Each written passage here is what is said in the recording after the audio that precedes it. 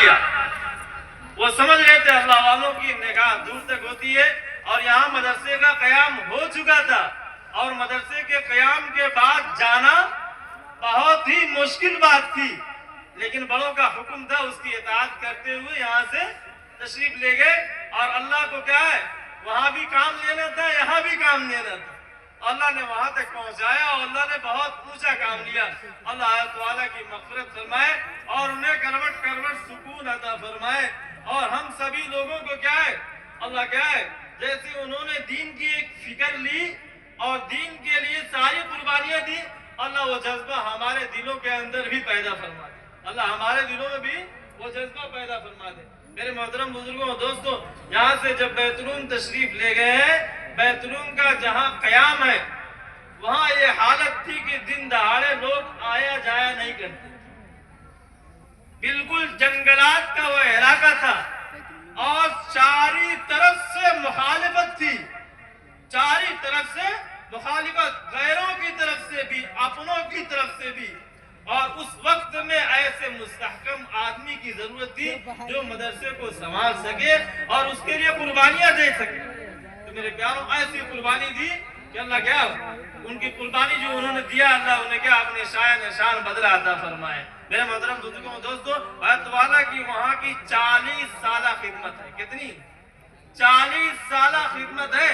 حضرت پھول پوری نور اللہ مرقدہ جب وہاں سے تشریف لے گئے تو مدرسہ انہی کے حوالے کر کے گئے، لیکن ذہنی اعتبار سے اتنا سادہ تھے کہ دوسروں کو ہمیشہ سامنے رکھ کر کے خود سامنے نہیں رکھتے تھے، لیکن مدرسے کے سارے نظام میں بالکل مکمل فکر مند رہتے تھے.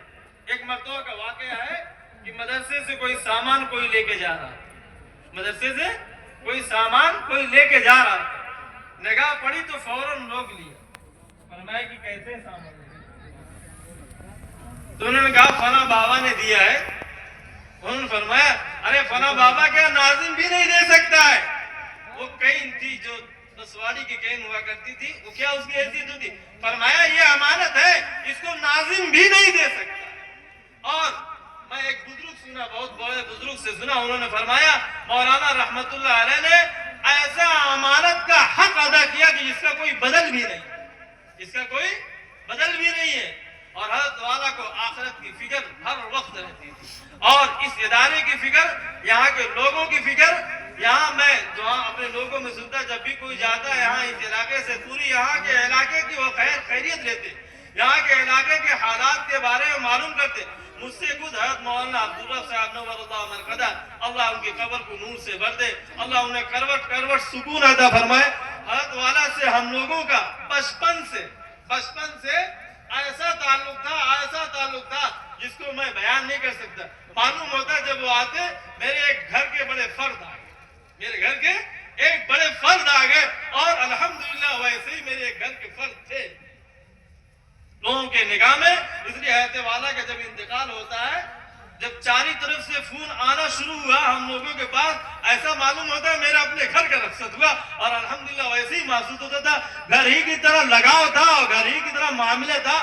بچپن سے لے کر اب تک، دادا جان سے لے کر اب تک، حتیٰ کہ حضرت والا جب مدرسے میں پڑھنے کے لیے گئے ہیں، پڑھائی کے زمانے میں جو دادا جان سے لگاؤ تھا، جو محبت، جو تعلق تھی، یہ سارے کنبے سے، سارے گھر سے ایسا تھا کہ میں بیان نہیں کر سکتا. وہ تو وہی لوگ جانتے ہیں، ہم صرف سنی سنائی بات کو نقل کر رہے ہیں. ایک مرتبہ مولانا رحمت اللہ علیہ، مولانا عبداللہ صاحب رحمت اللہ علیہ مجھ سے فرمانے لگے کہ گھر میں کوئی مدرسے کے اندر کوئی کمی کوتاہی ہوتی ہے، کوئی کچھ بگاڑ ہوتا ہے، تو مولانا مجھے خواب میں آ کر کے بارہا آگاہ کر دیتے، بارہا خواب میں آتے اور آگاہ کر دیتے.